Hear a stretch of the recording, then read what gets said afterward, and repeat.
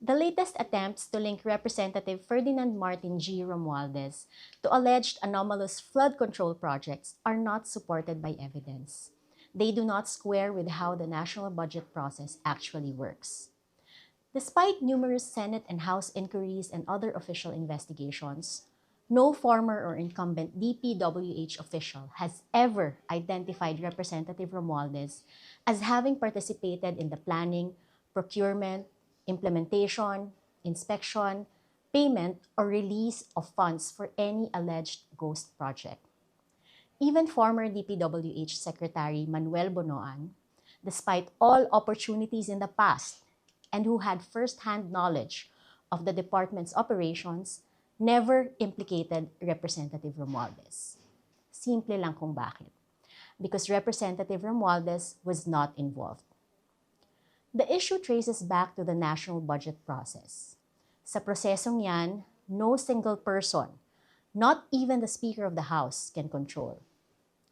The National Expenditure Program is prepared by the executive through the DBM and implementing agencies including the DPWH. Once the budget becomes law, the Speaker has absolutely no authority over project bidding, contract awards, implementation, inspections, payments, or the release of government funds. Hindi niya po saklaw ang pagpaparelease ng budget. Those are functions vested by law in the executive branch. Hindi kayang utusan ng Speaker ang DPWH Secretary. Hindi niya kayang diktahan ang DBM o ang Senado. At lalong hindi siya ang nagpaplano ng proyekto, nagpapabid, nag-a-award ng kontrata, nag-i-inspeksyon o naglalabas ng pondo.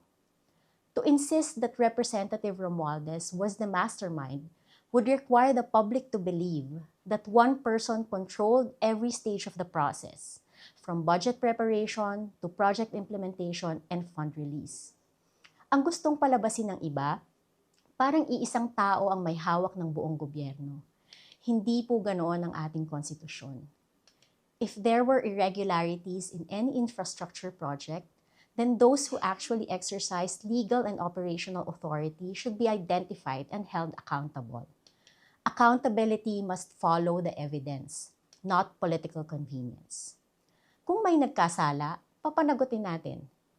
Pero wag natin gawing shortcut ang paghahanap ng isang malaking pangalan para lang may maipakita sa publiko.